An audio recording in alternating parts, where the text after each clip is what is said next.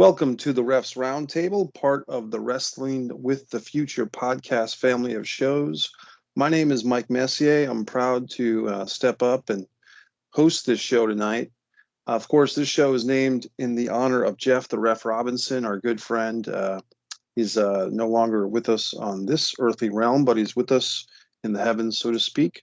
And the first guest that I'd like to bring on as the host of the show tonight, Nikita, and Nikita, correct me if I screw this up, brother. Breznikov. Did I get that, Mike? Beautiful. And the reason why I'm so I watched your movie today. The movie is titled Brush with Danger. I watched it on Amazon Prime, and I'm going to ask the audience if they want to check out Nikita's acting, Nikita Breznikov's acting. Check out Brush with Danger. It's a brother and sister story. Nikita plays kind of a good-natured police officer or private investigator. No, detective. Yeah.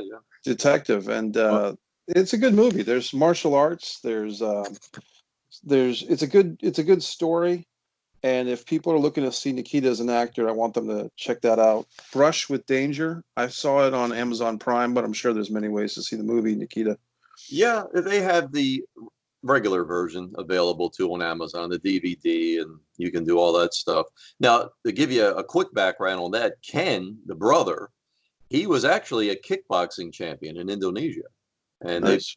they really are into the martial arts. Taught me a lot over the years. Believe it or not, Livy, she don't look big, but I wouldn't mess with her. She's that good. I enjoyed the movie. And on this episode of the Refs Roundtable, Nikita, I wanted to talk to you because you're a longtime wrestling fan like myself. You and I were kind of in the same area at different times. You saw a lot of shows at the Baltimore Civic Center, now known as the Baltimore Arena. I think it's now called the Royal Farms Arena. Yeah. I think you also went to the Capitol Center in Landover, Maryland, quite a bit. Absolutely. And around the time you were watching, there was a transition, I believe in 1982, when 84. 84, okay.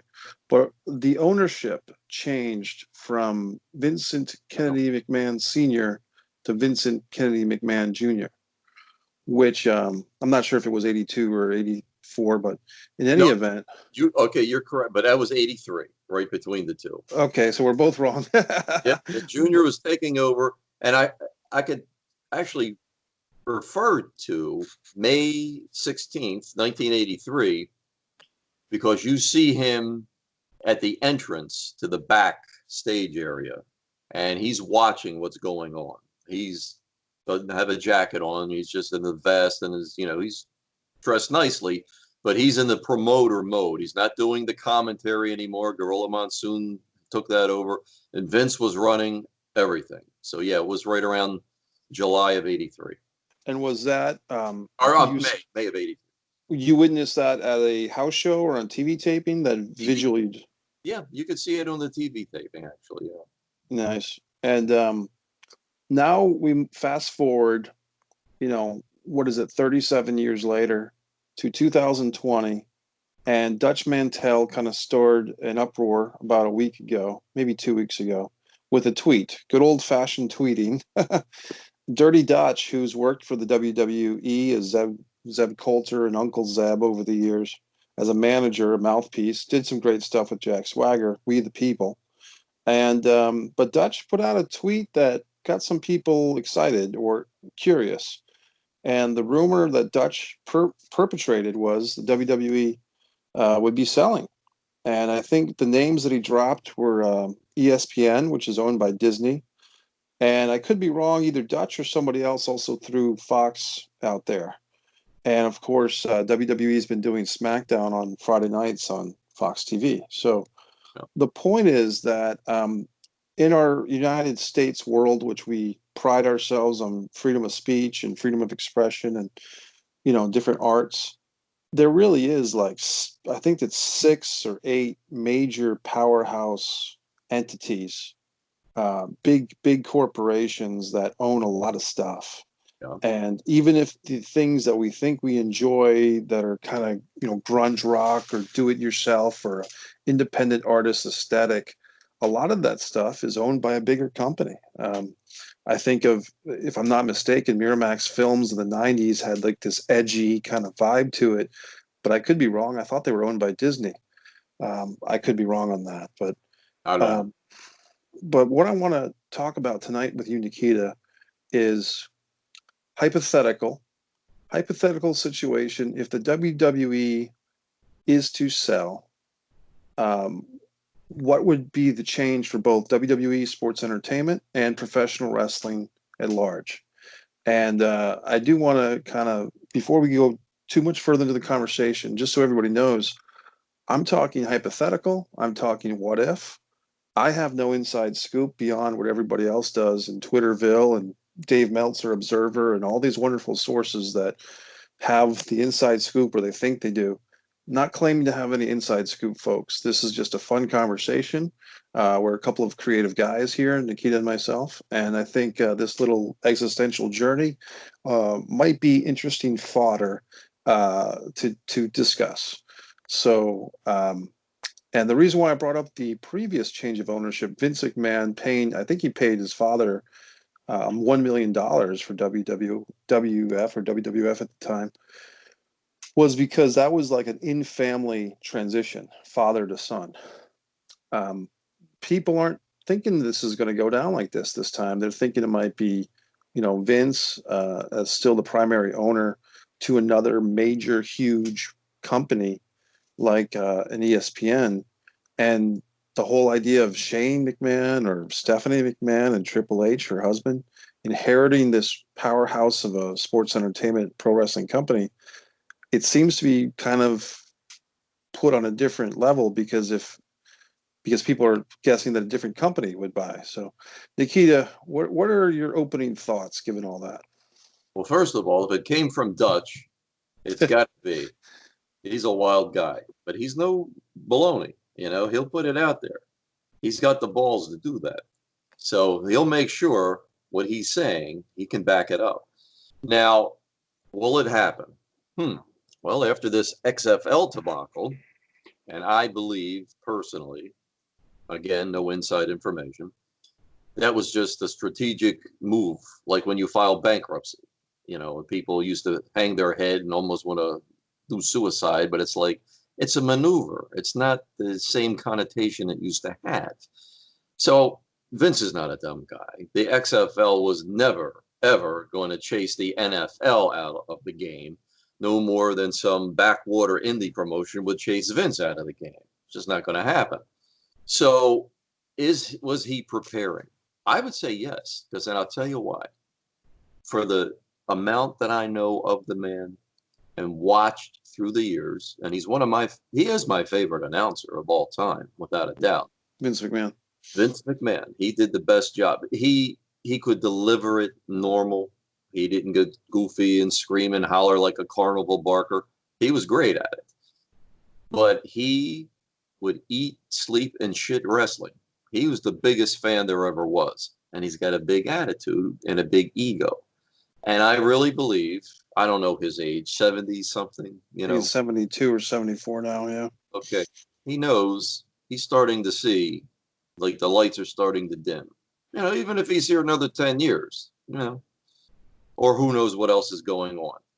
I said this a few times in private conversations. Vince is going to kill this because he created it. I didn't like it in 1984 when the big transition took place, like I wrote about in my book, if I may, When It Was Real. The day the music died, January 23rd, 1984. Hulk Hogan, Hulkamania begins. I'm not going to knock it, but it was different. Vince took it to the heights. Then he got beat down when everybody started to go to Turner's money. He held his ground and came back. He resurged in 98. It was the thing again. Monday Night Raw was it. And it's the longest running television show in history. Right. And actually, professional wrestling is the longest running reality show when you think about it of all time. That's a great way of looking at it. Yeah, it's the very truth. So Vince has got to know time is getting short. And I don't think he wanted to pass the baton. I think he wanted to burn it. And I think that's what you're going to see, because it's not going to be, if it doesn't have a McMahon hand in it, it will be completely different, without a doubt. And that's where I want to go with this. If it doesn't have a McMahon hand, let's get hypothetical. What do you think a company, let's just use ESPN as an example, what would be the upside for them owning the WWE? Well, the name itself. Most people, it's kind of like when WrestleMania tickets go on sale, they sell out quick. But these are not fans that watch every day or every night, every week even. They just go like the Super Bowl or the World Series. People are not really into baseball or football. Like I used to know box scores and averages and all that stuff. You know, these are casual fans only from name recognition alone. So there's a value to that, especially right now with the COVID thing going on. It's like just throw something out there to them. Boom, boom, boom. And WWE, that's the name that everybody, just like Hulk Hogan. If you said to somebody, who's the greatest wrestler of all time? They wouldn't say Bruno, unless it was my era. They will say Hulk Hogan. And he's been gone for how long off the face of the main scene? You know, some may say The Rock, but they, I think, more associate him with Hollywood. It was probably going to be Hogan or Andre the Giant. Which maybe some would say Austin, but that's then you're veering more into wrestling fan territory. Yeah. So it's kind of like people, it's like a headline. You don't get the true story. You just, the headline jumps out at you, and then you got to read through it. And then it's like, this is bullshit. It's not what the hell they led me in with. But that name recognition, I think that money is there for whoever, ESPN, Fox, whoever wants to grab it. I guess another upside I would look at is just filling those programming hours. And ESPN right now, I mean, I watch a show called First Take. It's Stephen A. Smith, Max Kellerman, female moderator Molly Queeram Rose. It's about sports. So for 2 months, they've debated about sports having fans in attendance. They've debated about Tom Brady going to Tampa Bay Buccaneers from the Patriots. They've debated endlessly about LeBron James and Michael Jordan, which one's better. And now they're doing like show reviews of the Michael Jordan doc. My point is, ESPN, even their talk shows are desperate for material. And they've got a UFC thing coming up this weekend from Jacksonville, Florida. I don't think there'll be fans allowed, but when ESPN is now looking at this pandemic and they're looking at the fact that they're kind of caught with their pants down, they're a sports programming network, and they have ESPN2, they have ESPN Plus, and they have nothing to show except reruns and sports talk shows about old material. That the WWE library of wrestling matches, that's a great score for them if the price is right, because then they've just tapped into endless hours of programming that they can package. They could have talking heads. They could have celebrities. I mean, now I'm doing their job for them, but they could have celebrities talk about their favorite pro wrestling match and then show the wrestling match. So my point is, for an ESPN type of thing, the upside is the programming, the filling those hours. Well, you know, that's why we have so much backbiting and going for the throat on Facebook over politics, because these news programs have to fill these continuous hours and they can't rerun. Or they did for a while, but then when the first guy broke out and started to do 24-hour service, everybody had to fill in. So how do you fill these time slots? There's so much, like the chief used to say, gaga out there. And okay, that makes sense that one of these major sport networks would pick it up and say, hey, let's fill a time slot. You see TV shows over the years, it's like, who watches this garbage? But they're filling a slot. What are they going to put up there? You know, it used to be years ago, they would do 24 shows in a season, and then the summer would be reruns, and you'd watch another network that, when it was 3 networks, that you didn't see during the regular run, so you could catch up. And then come September, you get fresh material. But I'm going to say, with the sports, you need to be a little bit more precise, because sports purist is going to want to see, like you say, they're getting sick of the reruns. Not me. I'd rather sit down and watch the 1970 World Series rerun for the 20th time than I would see today's. What I just don't follow it today. But that's me. And they'll say, yeah, but you know the outcome. It's like, so what? I'm still enjoying watching that. Watching those, we didn't know at the time, Hall of Fame games. You know, it's Right. like, man, this is incredible. Just like with wrestling of the 70s. They were all Hall of Famers, future, but still, the quality is just unbelievable. Now, Vince himself used to do the same thing. When we talk about filler, when he would put out these DVDs, my God, how many times has the Bruno Superstar match been on a DVD? The one from April 30th, 1977, when Billy Graham wins the belt. I must have 10 copies of it on different brands. Right. You know, it's like, man, how many times are you going to show us this? Give us something we haven't seen. Superstar had a lot of title defenses, you know. Now, for a while there, when they had that 24/7 network, Yep. that was great. I was a subscriber because they were showing, they would pick every month. It would be like Killer Kowalski, Strongbow, Steel, somebody. And then they would show a lot of their matches. But then after a while, you were starting to see repetitive. It was the same stuff. And it's like, you're losing me now. But I still subscribe because they would slide in a nice surprise once in a while. But when they went to this network that they have on the computer, Yes. I stood with it for a while, but then it was like the older material was like you were trying to put a puzzle together with all of the pieces turned upside down. You would have a hard time. You couldn't just type in Bruno Sammartino and find it would be just jumbled. And you had to search, and it's like, I don't have time. No, I don't want to see ECW. I don't want to see today's material. And that was always there. Boom, boom, boom, boom. The Sure. upcoming pay-per-view, this is that. It's like, man, the last thing they had me on, it was a great, what I call a dumping of their all-star wrestling shows from 78 to 80. That was beautiful. I subscribed. Right. I was watching it, man, I was so happy. And then after that, it was really starting to get tough to find things. So it was like searching in the dark with a match. It's like, Trying to find new old stuff. yes, good way of. Well, Nikita, I want to venture forth and say, if hypothetically, if the WWE McMahons were to sell, whatever stock they have left, because apparently even before this XFL thing started, the story was that Vince sold a bunch of his WWE stock in order to finance the XFL. So that was a story that was going around. Just another story, I don't want to ignore it, is that apparently there's several lawsuits going on right now of WWE investors suing either WWE or Vince himself because they feel that they were misled or funds were misappropriated or some such thing involving the WWE and the XFL.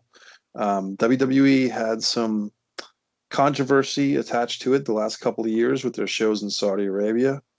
I was very outspoken about those shows. I thought that doing shows in Saudi Arabia where the women weren't initially allowed to perform was sending a mixed message. They were promoting this women's evolution, Charlotte Flair, Becky Lynch, Bayley, Sasha Banks, but yet when they go over to Saudi Arabia, they leave the women off the show. And beyond that, Sami Zayn, because of his Syrian heritage, was not welcome to be on those shows. And Aleister Black, because of his tattoo of a female dragon on his back, was not allowed to be on the shows. So I had moral issues with WWE. And I'm wondering if people like myself who, I don't watch with one eye open, so to speak. Like I emotionally am not as invested in WWE as I used to be, but I keep hoping that it turns around. And in certain times, such as when WrestleMania, 5 or 6 weeks ago was playing, I watched it because I want them to do well. I want the WWE to survive in some format to keep this thing called professional wrestling going. So I'm wondering if there might be a surge of interest of, they use the term lapsed fan. I think there was a podcast years ago, The Lapsed Fan. Will there be lapsed fans who maybe gave up after, CM Punk left the company, or they gave up, like when Hulk Hogan won the title, whatever it was that certain lapsed fans say, well, wrestling died when WCW went out of business, or whatever it is that certain fans have left. And even if they watch once in a while, or watch WrestleMania once a year, but their emotional attachment to pro wrestling has faltered a bit, would some of those fans give it a second chance or a third chance if the McMahons were to sell to other people? Oh, absolutely. Just out of curiosity alone, you would attract that much. It's kind of like when Hogan won the belt. You brought in a whole new regime of fan. Okay, Right. they wanted to see, and you put it on MTV, and then our NBC's Saturday Night Main Event. It's like, wow, hey, this stuff is hitting the mainstream. This is not on your UHF channel anymore with the rabbit ears and the aluminum foil. It's like, hey, this is right in your face, NBC. So, yeah, I think it would. But I didn't know Vince had sold his shares. I didn't, Not because I all of them, oh, just not not all. all, but No, he would sell the controlling share without a doubt. No, he'd still maintain that. I know enough about stock and trading and things like that. I've dabbled in it, and that's eye opening that was done. So Vince. there's lawsuits. I didn't know that. There are two separate stories. Vince sold some of his shares of WWE to finance the XFL, so he could liquidate his own money that was in WWE in order to put that money towards XFL. Now that the XFL has declared bankruptcy in 2020, after the coronavirus, and the truth is their ratings were falling every week before that anyway. Sure. So what people, apparently the story that got released was something to the effect of that there was like 3 or 4 law firms coming after either the WWE or the McMahons themselves for I think the terms were misleading information. I'm not a lawyer. I'm not I don't work for the Wall Street Journal, but I mean, those articles are online, so people can fact check whatever I'm saying. But my overall point is, at 72 or 74 years old, maybe Vince is just feeling to hell with it. And like you said, rather than pass the baton, he wants to cash in the baton. Somebody posted that exact wording. Vince is in a to hell with it attitude Right. with everything. And you've seen a lot of people released recently. And these are some very good people that have been with the company a long time. Jerry Briscoe was put on furlough. Yeah. Yeah, it's eye opening. It's Howard Finkel just passed away, and God rest his soul. We love Howard. Yes. What a coincidence. At least Howard was spared all of that. But then you got to wonder what's going to happen to a guy like Darren Drozdov, who had his neck broken, and I know they've been taking care of him for a while. I recently saw a story about that, and I'm glad to see it. And it happened on their watch, so obviously they're locked into that. But what's going to happen to somebody like that? And you got more situations than we know. I'm sure Vince has probably got more lawsuits. I mean, it just goes with the territory. Nobody's ever going to be happy, especially with dealing with private contractors, which is what that is. And it's like somebody's going to feel like they didn't like me for this reason. She's going to say she didn't like me for that reason. And it just goes on. That's why I would never want to be in that position to own Right. or be any kind of a decision maker. This is a litigious society. Everybody's quick to pull the trigger on the lawsuit, win, lose, or draw. But the thing is, justice is neither swift nor cheap. You better have deep pockets. So good luck to it. I just want to explain for the younger fans. Darren Drozdev was probably most famously known for his little cameo in Beyond the Mat documentary. But he was a WWF wrestler. He was, upper mid card talent, and he was wrestling D'Lo Brown, I believe, at a SmackDown taping. This match never aired on TV, and this was, I want to say, September of 1999. And it was kind of, sadly enough, 2 or 3 months after Owen Hart's death in the ring. And then you had this as another tragedy pretty soon after, just like I said, 3 or 4 months after. And basically, D'Lo was going to do a running power bomb on Draws. The two guys have both said it was an accident. Something happened where their bodies just shifted. It's just a really lousy accident. And Draws took the power bomb. He either was executed wrong or he took it wrong or some combination. And basically, he will never walk again because he was instantly. I think he was paraplegic or quadriplegic. And so the point Nikita's making is that that guy has been on the WWE payroll, I think, for over 20 years. And I'm not sure exactly what he does for the company. Initially, he was writing some material for their WWF Raw magazine, but I don't think he does that anymore. But you're right. It's kind of like these people that the WWE has on their payroll as a favor, out of respect. Some of these Legends contracts, for instance, and even the WWE's policy of sending certain guys to rehab, drug rehab. They've paid the bill for many of their former talents to go to drug rehab. And the joke is that sometimes Hunter is, sending his old buddies to rehab. But will those policies, official or unofficial, continue if a company like ESPN, which is owned by Disney, they look at this payroll and they've got all these ex-wrestlers who don't longer do anything? Will that carry over? And I think the probable idea is that probably wouldn't. No, I'm sure they would have an option, and I would imagine that would be declined. And to a little bit more elaboration on Draws, I mean, he was no small guy. He played for the Denver Broncos, University of Maryland. I was with him just before that, July 22nd, Outlaws of Wrestling show in Atlantic City. He was just a beautiful person. Still is, but I mean, before that happened, complete accident. I'm surprised it doesn't happen more often. It happened to Bruno, Right. Bruno he's like a gorilla. So he was able to sustain. It was a similar kind of a situation, his was a slam and, Wrestling Stan Hansen. Yes. And it was like, but Bruno came back in 2 months, count them, 2 months. And he was back in a ring. And it's like, that was unbelievable. But yeah, I doubt that they would want to take those liabilities on, but that could be part of the package. Who knows? Just to distinguish, it wasn't anything. Obviously, it wasn't Bruno was tougher or anything than Draws. It was just the nature of the accident was different, and I think that Draws being elevated, 6 feet above D'Lo's shoulders and then dropped the wrong way. And I think Draws recently was on one of the Dark Sides of the Ring, the Brawl for All episode, so we did get to see Draws in his home.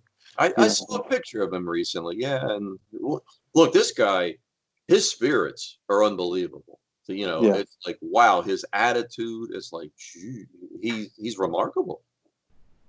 So let's get back to this hypothetical what if Nikita scenario. Pro wrestling or not pro wrestling, but WWE in particular, to me, has been creatively stagnant for quite some time. And every once in a while, we'll see something like Daniel Bryan will make a heel or a babyface turn, and that'll get some emotion. Or he'll retire and then he'll come back. And there's certain key players. That Daniel Bryan's one of them. Becky Lynch, I think the way that I think they handled Becky Lynch was that they iced her heat. Like, she was getting a lot of attention. She was very organic in getting that attention. And it seemed like the WWE was afraid that she'd take off beyond their control. And they started putting her in the opening matches on a pay-per-view. They started having her apologize to Shane and to Stephanie and Triple H. They started doing things with her character that they didn't squash her, but they didn't do her favors. And see, Mike, this is going to tie into what we talked about earlier, content. But in this day and age, you have to have the content. And it's like, it's too much exposure. And just what you said, you can either turn face to heel. Who cares anymore? Champion, you've been champion 25 times. Who cares anymore? That doesn't have any bearing. So it's like, what do you do? How do you keep people interested? They're not. You know, we always talk about the 70s, the 80s, even some of the 90s, when people would probably want to bash your face in if you called it fake. Not just Right. say Dr. Schultz, but it was like, man, you go to a wrestling arena and start spouting that off, you're going to get punched in the face. I can guarantee that. You better keep your opinions outside. Nobody wants to hear them. So it's like, that was a different era, of course, because you had 1 hour of television and everything else took place in the arena. So that was great. You could really keep us chasing the carrot. That was nice. That was no problem. And then when we have the internet and you got all this content on television, how in the hell do you keep people interested? Nikolai used to say it. What they going to do next? Cut that guy head off? You know, it's like you're diving over tables and things are on fire in some place. It's like, oh my God, what a mess. How do you top that? Because then people want to see what's next. Okay, you Well, did that. You stood in front of a bus. Okay, that's great. Now who's next? And what is he going to do? Or what is she going to do? And it's like, well, I think that one thing and that's kind of on the topic of what is wrong with WWE or where have they gone askew? And I guess my thought is hearing what you just said, and Nikita is a hardcore wrestling fan, you know, just as much as any of us, if not more. So my feeling is that a company like ESPN, who has ESPN, ESPN2, ESPN College, the ESPN Plus, you know, that they want subscribers to, and they want to have pay-per-views on that, and they've been doing that with UFC. But can you imagine if they suddenly ESPN on their roster had a beautiful Sasha Banks, well-spoken Sasha Banks, a beautiful Becky Lynch, Charlotte Flair with her father, if they had all these good looking guys too. They had a Drew McIntyre, you know, 6'9", 6'10". I guess he's 7 feet tall. Drew McIntyre coming in, who's probably more articulate than any of the athletes they have on there now. So my point is that if the WWE and all these contracts were to carry over, the people that they still have under contract, the Drew McIntyres, the Seth Rollins, I'm not sure about Roman Reigns' status right now, but if you have these photogenic, good-looking, athletic people who can also talk, and a lot of pro athletes, let's be clear, a lot of them can't carry an interview. You know, for every athlete who can have a decent interview, there's probably 10 or 20 that can't. And you're kind of peppering your ESPN product in your shows. Like I said, Becky Lynch, like her or not, she's a very gorgeous woman, and Sasha Banks and so forth. So and that was why you had the managers years ago, because they could do the talking. If you had somebody that was just and standing there, it's like, okay, let the little Albano Blassie or the Wizard do the talking, and they just stand back there and they look intimidating. You had great people like Morocco who could just go on. He didn't need anybody. Slaughter was great. So many others. Or somebody that was going to just talk like a Spiros Arion about what was coming up and how he liked to do what he was doing. So that was fine. But you're right. There are many people that get out there and it's the deer in the headlights. And now, okay, let the manager run with it. But today they don't have a lot of managers. I think what we're going to either see, there's a couple of scenarios. Whoever takes them over, if it happens. And again, we don't know. We're not hypothetical. Yeah, we're not dangling anything for anybody. We do not. But if it was to happen, you're going to have a transition, or it'll be a nightmare scenario where you got a lot of Johnny come latelys that say, "Oh, I know what to do. I'll take it over." And it's like, "Oh boy, this will really be silly."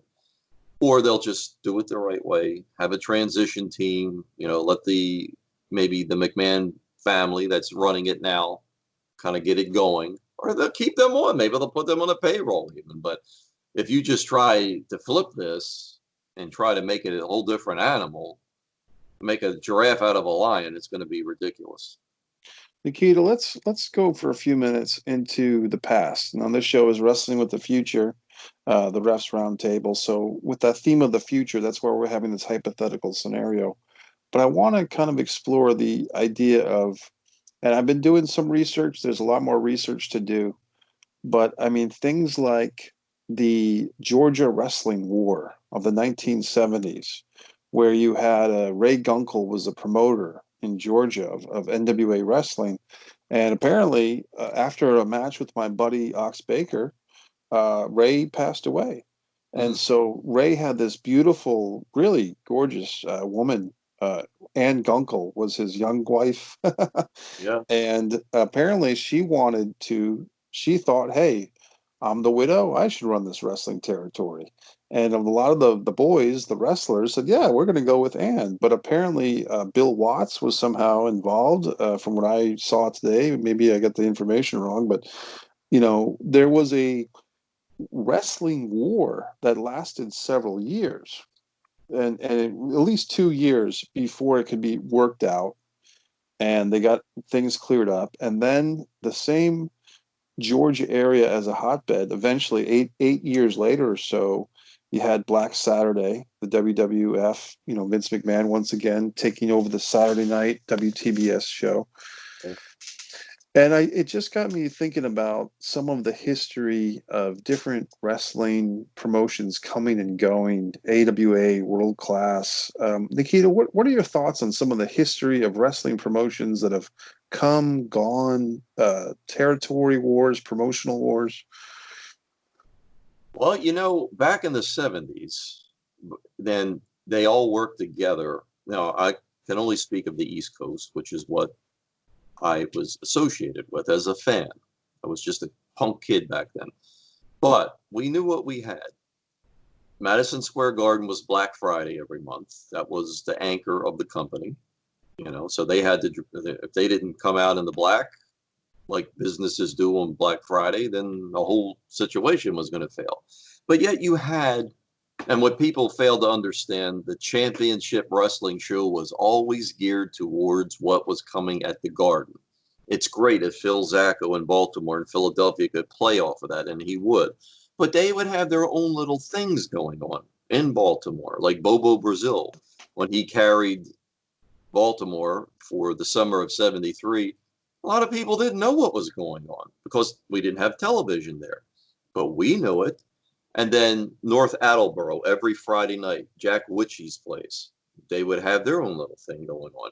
Because in fact, from the Boston Garden, there was a battle royal March 30th of 73. Fred Blassie got into it, two heels now, with Buddy Wolf. And he busted Buddy Wolf open, threw him out, eliminated him from the battle royal. But they didn't have a way to follow that up. I guess schedules conflicted. But Witchies did a couple of weeks later. They had the match, Freddie Blassie against Buddy Wolf. And I guess people would be like, well, why are they wrestling? But you had to know a little bit of that history of what was going on. There were so many independent promotions within the WWF, but they all worked in concert with McMahon Sr., Phil Zacco, who was vice president, Monsoon, he was one of the chief operating officers. So there wasn't anybody trying to run rogue because they knew I got to survive too. It's kind of like a franchise today where people buy a McDonald's franchise or a Burger King. That's why when this thing about the minimum wage comes up and they say, oh, well, the corporations got billions. Yeah, but the poor sucker that it's like a mortgage that bought into that. He Right. does. And he's got to pay corporate a certain percentage every month. He doesn't have that kind of money. So these guys, I guess I don't know the particulars. They probably had the same kind of situation where, hey, we're using WWWF talent, even though it's my show. I'm sure some of it had to go back there. And they knew the importance of working together instead of trying to step out. Now, see, there was a local promoter named Dennis Carluzzo in New Jersey. NWA, yeah. Yeah, NWA, Dennis carried the brand for him back in the 90s. He was doing great work. He was a good friend of mine. He was a brilliant wrestling mind. But other people, other independent promoters, instead of working with him, undercut him. They would say the show's canceled, or they would do whatever when the net was really starting to come to be, then post different messages, and it would affect the house. This is like early 93, 94. Well, this is actually later, I'd say. Okay. when I actually was involved with it and I saw things going on, it's like, you know what? If you guys work together, you're not going to beat McMahon, but you could all have a slice of the pie. You may not have two, but you'll have one slice. But no, they didn't want to do that. They were trying to cut Dennis's throat, stab him in the back, and then it was like, well, now everybody fails, and McMahon wins. So You're talking about like 98, 99? yes, exactly. Now, Nikita, a couple of things I want to backtrack a little bit. Um, you mentioned something that you may not have realized kind of blew my mind a little bit because the way that you were talking about the Jack Witchy and my buddy Steve Feinberg used to go to those Jack Witchy shows, and he's a Rhode Islander. He would drive up to Attleboro for those Jack Witchy shows, and the people in New England still talk about it. And whenever they do talk about it, Nikita, they always say that back when they were a wrestling fan, it was Bruno, Andre, Strongbow, Morales, and it's almost like they say the same 4 or 5 guys. It's always Bruno, Andre. You start mouthing along with someone saying it, but you were describing the WWWF in a way that I'd never heard before, which was almost like a territory where different venues up and down the East Coast were doing kind of their own separate angles and promotions, or not promotions, but angles and storylines, like Blassie turning on the guy in the Battle Royal. Would you say it was Buddy Wolf? Buddy Wolf. Yeah, and I never thought that WWWF was ever like that, like a Wild Wild West, because when I started watching, it was like you were getting that weekly syndicated show, and then they were popping in the promos for your local arena. But at some point, I became aware that my local arena was more or less the same house show as Philadelphia, more or less the same thing as MSG or Boston. The same type of 5 or 6 matches, maybe with some of the matches were a little mixed up, but a lot of the stuff was the same. The way you were describing it, Nikita, was almost like the NWA, like where you had your World Class, your Mid-Atlantic. Can you go into that for a minute? Because that seemed to me that's something I never really heard, with the WWF being a collection of different little venues. Well, now, see, in Baltimore, I bet you a lot of people don't know that the big cat Ernie Ladd had a feud with Professor Tanaka that was settled. And that started, it was a match with Morales and Tanaka, and Ernie Ladd got involved. And then Sonny King came out, Showboat Sonny King, and then there was a tag match the following month, and then Tanaka and Ladd, they mixed signals and they got into it. So then they had a match to settle everything.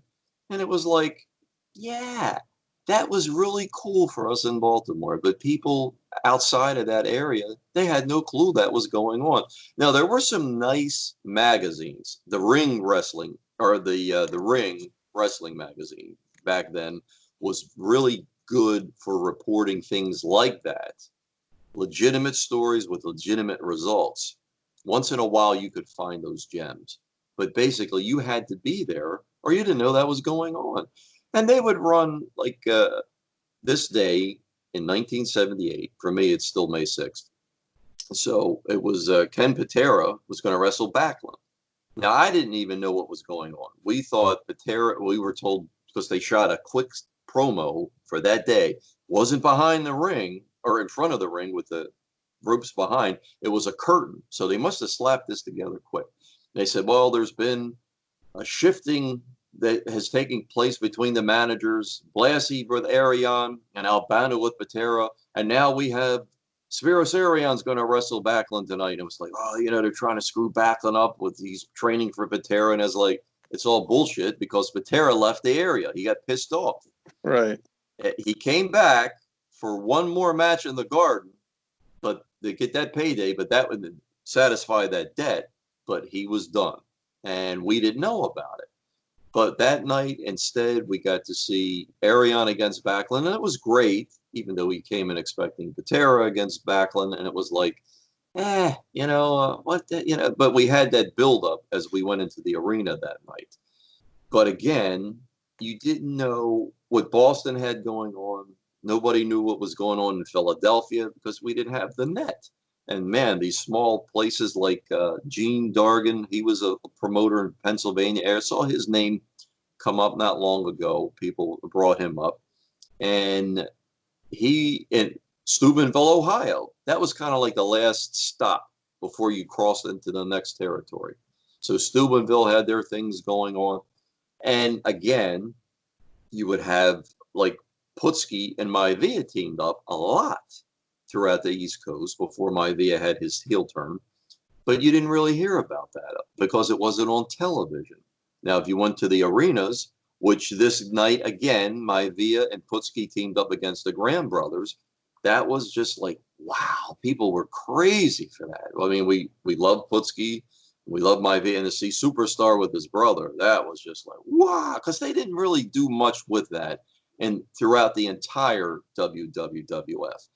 Because Superstar was in such demand. Still was it Eddie Graham or Luke Graham? That was the brother. Crazy Luke. Crazy Luke. Okay. And we were over for Crazy Luke because he would do that. We would holler, Crazy Luke, and he would mess his hair up and he'd go goofy, and then the face would take over on him. So he was over in Baltimore. Then when he teamed up with Billy Graham, it was like, wow, this is just a great team. But was Eddie Graham never part of the brothers? Never had him involved. He came along. He had a little bit of a spot in the 80s, I believe. Dr. Jerry came back shortly, but never in the 70s. The 60s, of course, but never the 70s. Not WWWF anyway. Nikita, it's interesting to me that your knowledge and of these territories, the Baltimore Landover, it's pretty profound, pretty deep. And one thing I remember that you and I might have overlapped a bit was in the Capitol Center. Special Delivery Jones was not a job guy all the time. In fact, he was a main event guy and a couple of times, but he was a main event guy when he was tag teaming with Rocky Johnson. And they were called the Soul Patrol. And then later on, they would call on TV, Tony Atlas and Rocky Johnson, the Soul Patrol. And I always felt that SD Jones kind of got the short end of that stick somehow because I guess his physique was not as big as Tony's and Rocky's. So, but well, now wait a minute, you're onto something there, Mike. But Jones and Atlas had a shot at Fuji and Saito in 1981, November 14th at the Spectrum, and Chief was actually pushing to get SD and Tony Atlas the belts. He thought they would be a great team together, and they loved each other without a doubt. They got along famously, but Vince had other ideas. My opinion, I think Pat Patterson had some influence into that decision. I think Pat brought Rocky in from the West Coast. Not saying anything against it because Rocky was a great talent, but we never had the exposure to Rocky Johnson until 1982. He had never been on the East Coast, at least in the 70s. But when he came in, it did look like a great team. Atlas and Johnson, it's like, two powerhouses. How can they go wrong? So I didn't know what was going on behind the scenes, but apparently it was. But we always did love SD Jones. We did. He was like the people's representative. He's out there, he's giving everything he's got, and at the end of the match he ends up on his back. It's like us, we're up there every day, and it's like, son of a bitch, we end up looking up at the lights, damn it. And he was a wrestler who transported from Philadelphia, Pennsylvania to Antigua in the West Indies, which I always found interesting that his hometown made a drastic change. And SD, I think, had two LJN action figures. One was the traditional red trunks, I'm here, I'm ready to get beat look, and one was the West Indies look. So it's interesting that certain guys of I made a funny meme last night just to piss people off.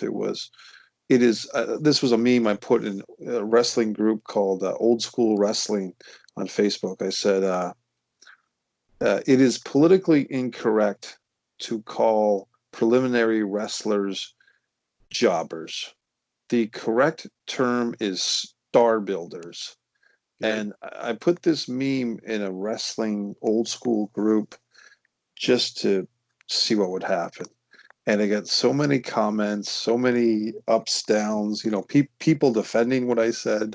Of course, the term star builders, I just made it up. nobody in the wrestling business has ever said, "Oh, that guy's a great star builder." No one's ever said that. It doesn't even sound right. If anything, you call it a star maker. But it's just funny that if you mention the term jobbers as politically incorrect, it got a visceral reaction from people. People were quick to judge, quick to speak up. The most prolific name I heard was enhancement talent.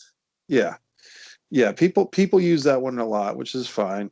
Carpenter, I kind of like, but I because the idea is that the carpenter builds the house, and then, but you must have seen guys like Johnny Rods and Baron Mikhail Sakula in his later years, and you know, Johnny Rods to me, I was watching on one of these old house show tapes of WWF. Johnny Rods went in there with a guy, I think it was Steve King. Now, Steve King has the most platonic, Caucasian, boring name ever, but he was a Latino guy. Yeah, And Panama City. right. His wife posted me on Facebook. Oh, yeah? She really appreciates, and Johnny Rod's my amigo. I love Johnny Rods. He's a tough son of a bitch. And people say, well, what? Johnny Rods never won a match. Well, you're wrong. He did win many matches, but his job was to enhance the talent. But he was the enforcer as well as the true test. They want to find out what somebody's got, put him in there with rods and see if they can survive or not. But Steve King's wife really appreciates his memory, that when people talk about him, when his name appears on a lot of the things that I post daily, and it's got nothing to do with the book. It's got to do with, I love it, because my book doesn't have those kind of pictures in it, and there's clippings, but I stop at 1979. So I go on to 83, which is for me part of my love. But Steve King, yeah, he gave 100% when he'd get in there. And he was somebody we'd get behind. Joe Turco, at the twilight of his career, the Continental Nobleman, we loved him to watch Joe Turco. And he wouldn't do much because he was an older guy, but he was very vocal. And he was like a comedian. But of course, that was like an opener. So you didn't want to go out there and take away from the main bouts. So you just go out there and warm up the crowd. That was great. Like Moose Monroe was another one. All Moose could do would be, whoa! We loved that shit. It was great. There was a match with Johnny Rods in the opening match. And I swear to God, Nikita, I've never seen a guy wrestle both sides of the match before. This was kind of like if Bret Hart had to wrestle a broom. Johnny Rods was taking this guy, and he was, and it wouldn't be something that if I was in the arena that night or if I was watching this on TV as a kid, I would notice. But just listening to all the shoot interviews, watching all the wrestling stuff, doing ring announcing myself and so forth, I could, at this advanced age of wrestling fandom, pick it up like Johnny was putting this opponent through the moves.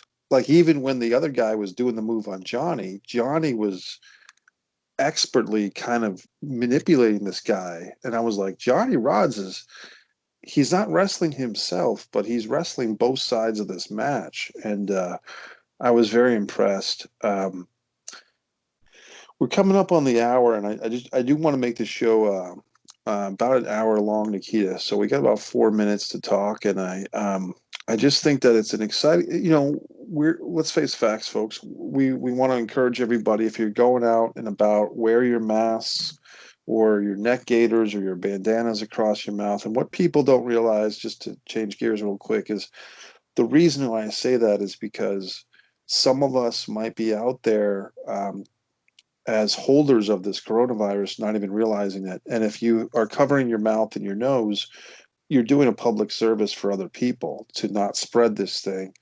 And I know that throughout the country and throughout the world, different places are allowing for more social interaction at this time. But what I want to, kind of publicly do is just encourage people, try to keep that as much as you can to a minimum, because this coronavirus, it's still killing people. A buddy of mine's in the hospital with this thing. I'm seeing people on Facebook every day saying their mom died, their aunt died. It's a serious deal, folks. So while we want to enjoy our freedoms again, just be respectful of the fact that the hospitals and the doctors and nurses in this country have to take care of people. So try to lessen the load. Get off the soapbox here and go back to wrestling, Nikita. Um, do you, I guess, 2-point question. Do you still watch current wrestling, or do you watch old school wrestling exclusively? Do you what's your kind of viewing plan, so to speak? Old school exclusive. I have an Okay. extensive collection, and I'm definitely kept well entertained. I probably, if I tried to sit down and watch it all from end to end, I could not do it. It would take years. I go from 1970 to 1983. I've got an 84 collection too, because I did enjoy Nikolai and the Sheik's run. That was a great tag team. And Slaughter and the Sheik was just fantastic feud. So I could never leave those out. But I pretty much cut off at 83. And you watch on VHS tape or DVD? What's your material? DVD. They took me kicking and screaming back about 19, I'm gonna say 93. I thought I would never switch because I had the extensive VHS collection. But then my wife convinced me. She said, you know, this is the new medium. And I'm an old school television buff, like Batman, Combat, Sure. Voyage to the Bottom of the Sea. So I wanted to get those collections. And it's like, what are you going to have, 150 VHS tapes? And then I saw one day, it was a little expensive in the beginning, but it's like, man, you can get a whole season in this little box. That's neat. And then I was watching as I was transferring my VHS to DVD. It's a good thing I did, because I was starting to see those famous lines, and that meant the tape is starting to go. And it's like, oh man, this is good timing, because, and I tried not to watch them too much. I'm a crazy, like Sheldon from Big Bang Theory. I'd have a backup to the backup to the backup. I still do with the DVDs. And it's like, man, but tape was tape, you know, it was going to wear out. Not to mention, where the hell do you store all that stuff? Well, I hear you. And is there, with your advanced collection, like for instance, Nikita, I thought, sometimes I think, oh, I've seen all the wrestling there is to see. I'm on Amazon Prime a couple of nights ago, and I find this Detroit wrestling, Mm. and Terry Funk is in there, like a clean shaven Terry Funk, and he's saying some pretty hardcore stuff. And they had some football player that was a legitimate NFL player that was there to wrestle. And I'm like, this is pretty wild stuff. And it's just interesting to me, and a friend of mine, I'll give him credit, Miguel Souza, back when I was in college, he said it was the wrestling geeks and the Star Wars nerds in the same room. And Miguel made a point to the Star Wars nerds. He said, you guys have got like 6 movies. Us wrestling fans have got endless, endless, endless material. And even now, the Star Wars universe, so to speak, has maybe 9 feature films, maybe 3 or 4 animations, Christmas special, and fan fiction and all that. But if you want to compare Star Trek, Star Wars, any type of niche genre to wrestling, there's no question that maybe not quality sometimes, but quantity, we get them beat. Oh yeah, we got plenty to keep us happy. And I'll tell you, I've invaded so many worlds throughout my years. Whether I'm talking to a lawyer or a doctor, when they hear wrestling, their eyes light up and they're in another world. They start talking about their memories of pro wrestling, and it takes off. And it's like, man, even in acting, you meet famous people like Adam West. He loved Nikolai, and I got to know Adam West because of Nikolai over the years, but he loved wrestling. He was a cool guy about it. So many people through the years I think I'm going to say, I hate to say never, or use the term everybody, because I came from a world with the police department where you had to prove it in court or shut up. But I'd say 98% of people have wrestling memories, males at least. Definitely males. I'd go along with that. Well, Nikita, Breznikov, if I Yes, said that properly you got it. again. The movie again, is it Brush of Danger? Brush with Danger. Brush Yes. with Danger. With Danger. And I want to encourage people, and your book, When It Was Real. When It Was Real. Yes.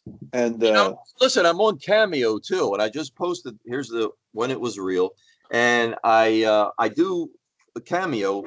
You have the person do a greeting. It's only like 30 seconds or a minute. I said, for Mother's Day, I'll do whatever you want. I say, if you love your mother, you hate your mother, whatever message you want to give to her, I'll do it. well, Nikita, I appreciate you being here, buddy. Thank you, sir. And people, check it out. Thanks for watching the Refs Roundtable for the Wrestling with the Future podcast family. And if you're on YouTube, make sure you like and subscribe. We have many other content here on the YouTube channel, Wrestling with the Future. I've uploaded my interview with Vinny Paz, the 50-win boxer, who was the referee for WrestleMania's 15's Butterbean versus Bart Gunn. We've got my movie Disregard the Vampire, Mike Messier documentary. We've got my interview with the Sandman. Most importantly, we have the new MAGNUM TA interview with psychic medium Angelo, Tombstone Jesus, Dan the Man, Sebastiano, and myself. And we've got plenty of Nikita's interviews on the show on the YouTube channel as well. So even if you listen to us on Podbean, or Apple Podcasts, make sure you come over to YouTube and give us a like and a subscribe. And we also have the Wrestling with the Future T-shirts in case anybody wants one. We'd be proud to have you have your chest in our T-shirt, so to speak. Okay, Nikita, thank you so much, buddy. Just be done, you brother. Bye.